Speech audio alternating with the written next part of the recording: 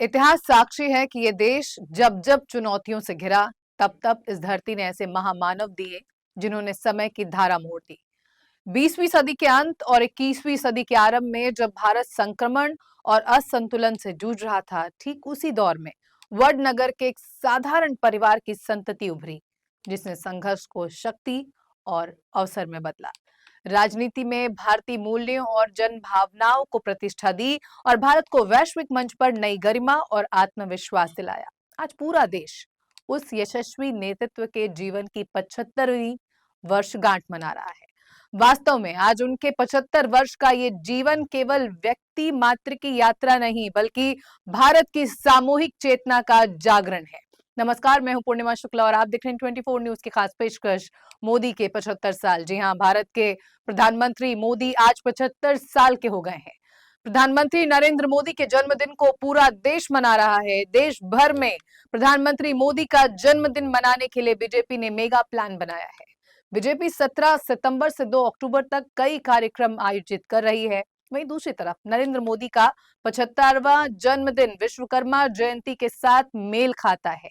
ये वो त्योहार है जो शिल्पकारों और कारीगरों को सम्मानित करता है।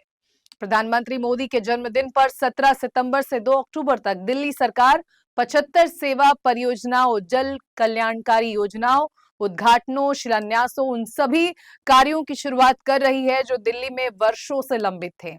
वहीं उनके संसदीय क्षेत्र वाराणसी में गंगा का दुग्धाभिषेक और पूजन करके 75 वेद पाठी बटुकों ने पीएम का जन्मदिन मनाया। प्रधानमंत्री नरेंद्र मोदी अपने जन्मदिन के दिन मध्य प्रदेश के दौरे पर हैं, जहां उन्होंने स्वास्थ्य, पोषण, आदिवासी कल्याण और उद्योग से जुड़ी कई प्रमुख पहलों का उद्घाटन और शुभारंभ किया।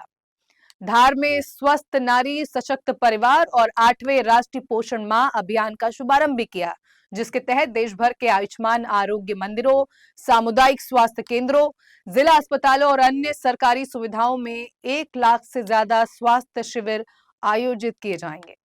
प्रधानमंत्री मोदी ने करीब 10 लाख महिलाओं के बैंक खातों में सीधे प्रधानमंत्री मातृ वंदना योजना के तहत फंड ट्रांसफर किया है।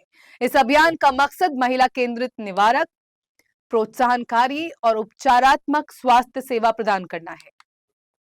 ये गैर संचारी रोगों, एनीमिया, तपेदिक और सिकल सेल रोग का शीघ्र पता लगाने और उपचार पर केंद्रित होगा। इसके साथ ही नरेंद्र मोदी ने ग्रामीण और दूर दराज इलाकों में गर्भवती महिलाओं को मातृ एवं शिशु स्वास्थ्य के बारे में समय पर जानकारी देने के लिए सुमन सखी चैटबॉट का शुभारंभ भी किया है। प्रधानमंत्री ने धार में 2150 एकड़ में फैले पीएम मित्र पार्क का भी उद्घाटन किया। इस पार्क में आधुनिक सड़कें हैं, एक सौर ऊर्जा संयंत्र है और एक सामान्य अपशिष्ट उपचार सुविधा भी होगी। ये कपास किसानों को सहायता प्रदान करेगा, निर्यात को बढ़ावा देगा, लगभग 3 लाख रोजगार सृजित करेगा और 23,140 करोड़ रुपए से ज्यादा से कपड़ा निवेश को भी आकर्षित करेगा। प्रधानमंत्री एक बगिया मां के नाम पहल के तहत एक महिला स्वयं सहायता समूह की लाभार्थी को एक पौधा भेंट किया। दरअसल इस अभियान के तहत मध्य प्रदेश में 10,000 से ज्यादा महिलाएं अपने मां की बगिया उद्यान में पेड़ लगाएंगी और उनकी देखभाल करेंगी और सरकार उन्हें हर जरूरी मदद देगी। वहीं सोशल मीडिया पर पीएम मोदी को बधाई संदेश मिलने का सिलसिला भी जारी है। देश के कई बड़े राजनेताओं ने उन्हें शुभकामनाएं दी हैं। केंद्रीय गृह मंत्री अमित शाह ने सोशल मीडिया पोस्ट में कहा कि मोदी जी के नेतृत्व में भारत वैश्विक आकांक्षाओं का केंद्र भी बना है।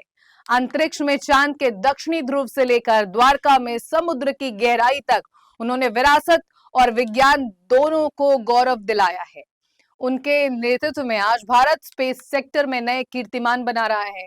उन्होंने आगे कहा कि स्वदेशी कोविड वैक्सीन, स्वदेशी रक्षा प्रणाली, स्टार्टअप्स, इनोवेशन, किसानों की फसलों को उचित दाम दिलाने से लेकर मैन्युफैक्चरिंग मिशन तक मोदी जी एक ऐसे भारत का निर्माण कर रहे हैं जो हर क्षेत्र में स्वावलंबी हो।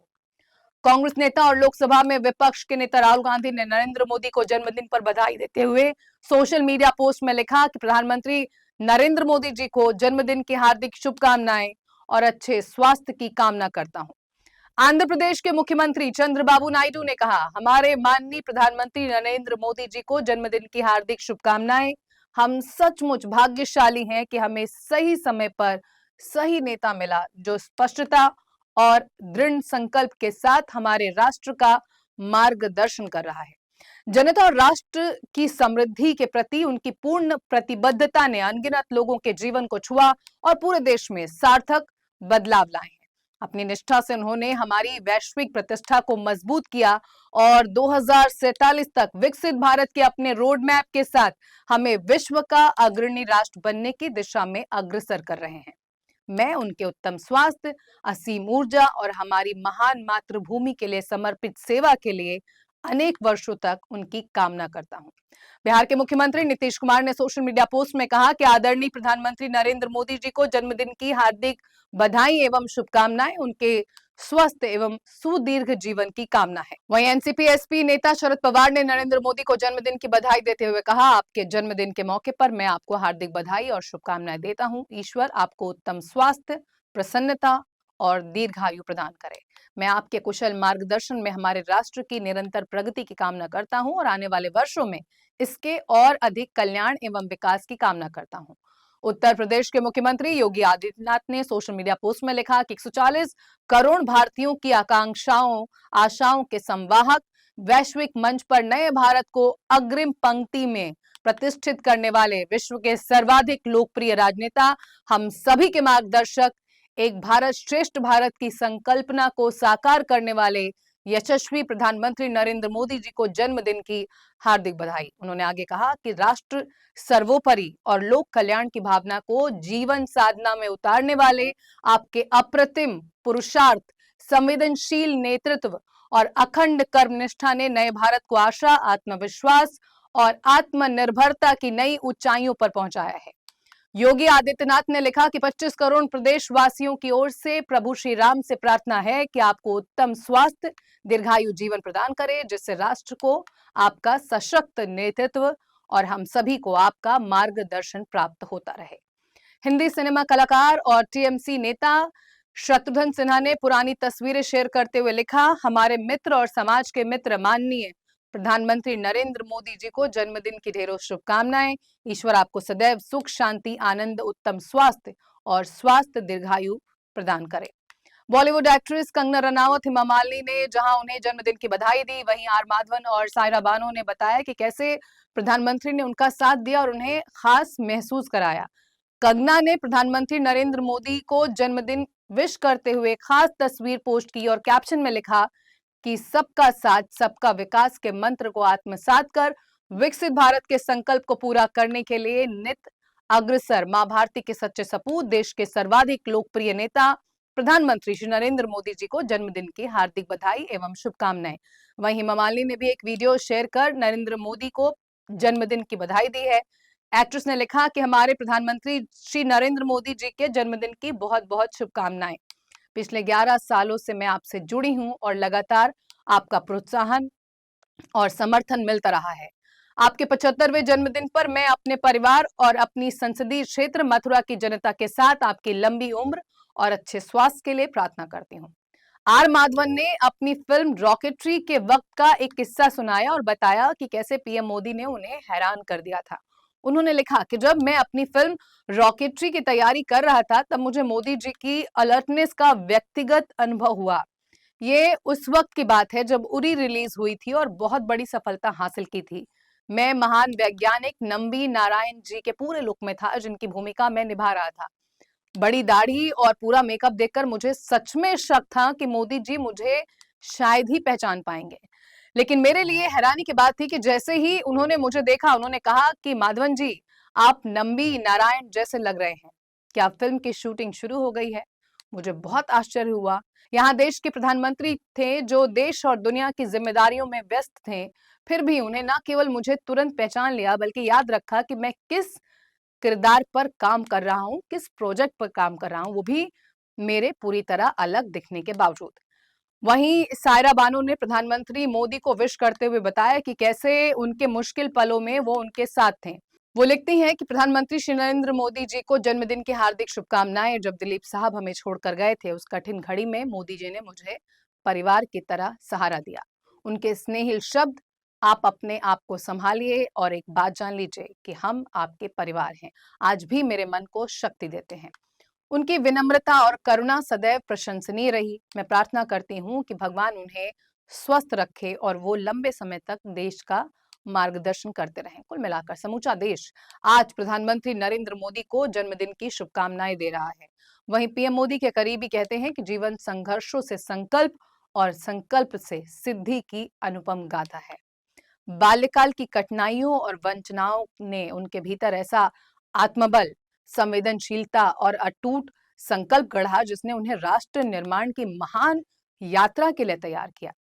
जीवन के संघर्षों से शिक्षित और राष्ट्रीय स्वयंसेवक संघ की पाठशाला में दीक्षित नरेंद्र मोदी ने कठिन परिस्थितियों में धैर्य, अनुशासन और समाज के प्रति समर्पण का पाठ ग्रहण किया। उनकी जीवन यात्रा केवल राजनीतिक सफलता की कहानी बिल्कुल नहीं है, बल्कि एक प्रेरक गाथा है जिसमें प्रत्येक अनुभव राष्ट्र सेवा की सीख बनकर आगे आया। अपने सुदीर्घ सामाजिक जीवन में मोदी जी शुचिता, पारदर्शिता और प्रतिबद्धता का पर्याय बनकर उभरे। राष्ट्रीय स्वाहा इदम राष्ट्राय इदम नामम उनके हर कार्य के मूल में निहित है। साल 2014 में जब भारत ने उन्हें प्रधानमंत्री चुना तो ये चुनाव केवल सरकार का परिवर्तन नहीं था, बल्कि लोक चेतना के उदय का प्रतीक था। जनता ने एक ऐसे नेता को राष्ट्र की बागडोर सौंपी जिसने स्वयं संघर्षों का अनुभव किया था और जो साधारण जन के जीवन की पीड़ा को समझता था। लोगों का कहना है कि प्रधानमंत्री बनने के बाद मोदी ने शासन को नई परिभाषा दी। उन्होंने नीति और कार्यक्रमों की आत्मा में वंचित को वरीयता का भाव भरा। यही भाव सबका साथ, सबका विकास, सबका विश्वास और सबका प्रयास के मंत्र में प्रकट हुआ। दशकों तक योजनाओं से वंचित लोगों को सम्मान और अवसर देना ही उनके शासन का मूल बन गया। यही कारण है कि करोड़ों गरीब परिवारों को घर, शौचालय, गैस, बिजली और स्वास्थ्य बीमा जैसी सुविधाएं वास्तविकता बनी। पीएम मोदी ने दीनदयाल उपाध्याय के एकात्म मानववाद के दर्शन को अपनी नीति निर्माण में आधार बनाया है। उनका मानना है कि विकास केवल आर्थिक नहीं बल्कि सामाजिक, सांस्कृतिक और मानविक दृष्टि से भी होना चाहिए। इसी दृष्टि से योजनाएं गरीब और वंचित तक पहुंचती हैं, महिलाओं और युवाओं को सशक्त बनाती हैं और अंतिम नागरिक तक लाभ सुनिश्चित करती हैं। प्रधानमंत्री आवास योजना, उज्ज्वला योजना, आयुष्मान भारत, डिजिटल क्रांति और स्टार्टअप इंडिया जैसे पहले इसी दर्शन का जीवंत प्रमाण है। पीएम मोदी का नेतृत्व ये सुनिश्चित करता है कि आर्थिक सुधार केवल आंकड़े और नीतियां न रहें, बल्कि प्रत्येक नागरिक की जीवन गुणवत्ता में वास्तविक सुधार लाएं। प्रधानमंत्री नरेंद्र मोदी की दूरदृष्टि ने भारतीय अर्थव्यवस्था में ऐतिहासिक परिवर्तन की राह प्रशस्त की। वहीं करों के जंजाल से मुक्ति दिलाकर जीएसटी लागू करना न केवल वन नेशन वन टैक्स की संकल्पना को साकार करता है, बल्कि पूरे देश में आर्थिक एकता, पारदर्शिता और प्रतिस्पर्धा की नई संस्कृति लेकर आया है। इसके माध्यम से भारत का राष्ट्रीय बाजार एकीकृत हुआ, स्थानीय उत्पादों और उद्योगों को वैश्विक मानकों के अनुरूप प्रतिस्पर्धा करने का अवसर मिला। ये केवल आर्थिक सुधार नहीं है, बल्कि सामाजिक और सांस्कृतिक रूप से समावेशी विकास का साधन भी बना। और अब तो जीएसटी नेक्स्ट जनरेशन रिफॉर्म ने ये व्यवसाय के लिए और सरल इसको और सुगम कर ढांचा जो प्रस्तुत किया है, राज्य और केंद्र के राजस्व को संतुलित किया और निवेशकों का विश्वास बढ़ाया। वहीं आम भारतीय इन कर सुधारों का प्रत्यक्ष लाभार्थी है। पीएम मोदी के नेतृत्व में पूरा भारत एक नवीन सांस्कृतिक पुनर्जागरण का साक्षी और सहभागी भी बना रहा है। भारत स्व से साक्षात्कार कर रहा है। कुत्सित राजनीति के कारण अपने ही देश में उपेक्षा और तुष्टीकरण का दंश झेलने को विवश सनातन आस्था आज गौरवान्वित हो रही है। कौन भूल सकता है 22 जनवरी 2024 का वो ऐतिहासिक अवसर जब 5 शताब्दियों की प्रतीक्षा के बाद अयोध्या में प्रभु श्री राम लला के भव्य मंदिर के निर्माण का संकल्प पूर्ण हुआ। इसी प्रकार काशी विश्वनाथ धाम का पुनरुद्धार, महाकाल लोक, केदार धाम पुनरुद्धार, काशी तमिल संगमम जैसे आयोजनों के माध्यम से उत्तर और दक्षिण की सांस्कृतिक धाराओं को जोड़ना और सुनियोजित उपेक्षा और तिरस्कार से आहत पूर्वोत्तर को विकास की मुख्य धारा में लाना, ये सभी प्रयास भारत की एकात्म चेतना के पुनर्जागरण के प्रतीक बने हैं। पीएम मोदी के नेतृत्व में भारत की विदेश नीति में क्रांतिकारी परिवर्तन को दुनिया ने देखा और सराहा है। राष्ट्र प्रथम के संकल्प के साथ भारत ने वैदेशिक संबंधों में बहुपक्षीय नीति को अपनाया। सर्जिकल स्ट्राइक, एयर स्ट्राइक और हाल ही में हुए ऑपरेशन सिंदूर जैसी निर्णायक कार्रवाइयों ने यह स्पष्ट कर दिया कि भारत अपनी संप्रभुता और सुरक्षा के प्रति अडिग है। पीएम के नेतृत्व में देश के अंदर आर्थिक नीतियों ने भी एक नई कथा लिखी जा रही है। आधार, जनधन और मोबाइल की ट्रिनिटी ने डिजिटल क्रांति को जन्म दिया। आज भारत में यूपीआई लेन देन की नई परिभाषा गढ़ रहा है। Make in India, startup India और आत्मनिर्भर भारत अभियान ने युवाओं को नई उड़ान दी है। ग्रामीण भारत में महिलाओं के स्वयं सहायता समूहों ने आत्मनिर्भरता का नया अध्याय लिखा। कृषि, उद्योग, विज्ञान और प्रौद्योगिकी सभी क्षेत्रों में भारत ने अभूतपूर्व गति प्राप्त की है। विज्ञान और प्रौद्योगिकी के क्षेत्र में भारत ने अंतरिक्ष में चंद्रयान और गगनयान जैसे अभियानों के माध्यम से नित नए इतिहास रचे हैं। डिजिटल इंडिया के अंतर्गत भारत आज दुनिया का सबसे बड़ा मोबाइल डेटा उपभोक्ता देश बन चुका है। डीप टेक, कृत्रिम बुद्धिमत्ता, 5G, क्वांटम कंप्यूटिंग और ग्रीन टेक्नोलॉजी जैसे क्षेत्रों में भारत वैश्विक नेतृत्व की ओर अग्रसर है।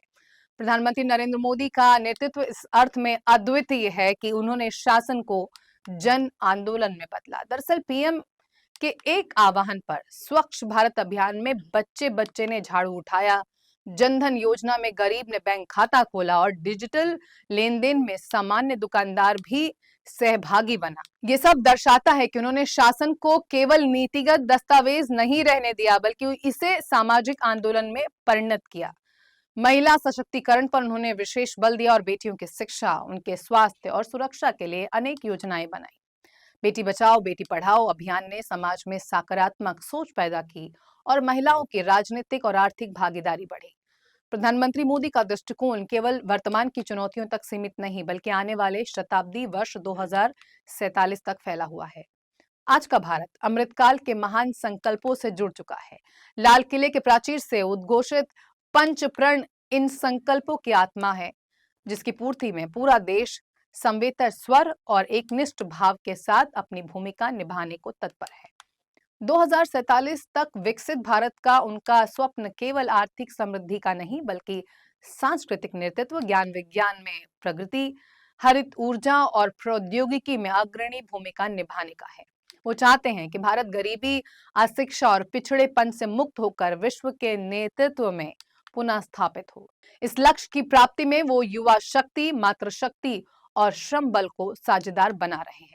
यही कारण है कि उन्होंने इसे केवल सरकारी कार्यक्रम न रखकर सबका प्रयास का मंत्र दिया है, जिसके चलते आत्मनिर्भर भारत और विकसित भारत का स्वप्न और यथार्थ होने की ओर अग्रसर है।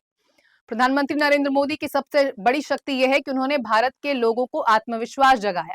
पहले भारत के नागरिक स्वयं को हीन भावना से ग्रसित मानते थे, लेकिन अब वो गर्व से कहते हैं कि वो भारतीय हैं। ये आत्मविश्वास ही राष्ट्र की सबसे बड़ी पूंजी है। वहीं उत्तर प्रदेश के मुख्यमंत्री योगी आदित्यनाथ कहते हैं कि कितना सुंदर संयोग है कि सृष्टि शिल्पी भगवान विश्वकर्मा की जयंती और एक भारत श्रेष्ठ भारत के शिल्पी यशस्वी प्रधानमंत्री नरेंद्र मोदी का जन्मदिन एक ही दिवस पर होता है। दोनों ही सृजन के प्रणेता हैं, दोनों ही नव निर्माण के संवाहक हैं। ये पीएम मोदी ही हैं जिन्होंने हर भारतीय को भारत की डेमोग्राफी, डेमोक्रेसी और डाइवर्सिटी की त्रिवेणी के महत्व को समझाया, भारत को उसके पोटेंशियल से परिचित कराया। सीएम ने कहा कि ये वो क्षण है जब हम अतीत की तपस्या को प्रणाम करते हैं, वर्तमान की उपलब्धियों का स्मरण करते हैं और भविष्य के स्वप्न को संकल्पित करते हैं। वहीं मध्य प्रदेश के सीएम मोहन यादव ने कहा कि पीएम मोदी स्वदेशी का संकल्प और राष्ट्र निर्माण के प्रेरक है। उनके प्रत्येक निर्णय में राष्ट्र की नींव को सशक्त करने की झलक। उन्होंने कश्मीर में धारा 370 को समाप्त कर एक राष्ट्र एक पहचान के लिए विभाजनकारी प्रवृत्तियों को समाप्त किया और समाज में एकत्व का भाव स्थापित किया। जब उन्होंने कार्यभार संभाला था तब भारत विश्व की 11वीं अर्थव्यवस्था था। केवल 11 वर्षों में भारत चौथे स्थान पर पहुंचा और अब तीसरी अर्थव्यवस्था बनने की ओर अग्रसर है। तेल आयात, व्यापार, रक्षा उत्पादन और तकनीकी नवाचार में भारत ने नई मिसाल कायम की है और ये दर्शाता है कि किस तरह नित नए आयाम भारत छू रहा है। हमारे देश के प्रधानमंत्री के नेतृत्व में। फिलहाल इस पेशकश में इतना ही। बाकी ताज़ा खबरों के लिए आप देखते रहें 24 न्यूज़। मुझे दीजिए इजाजत। नमस्कार।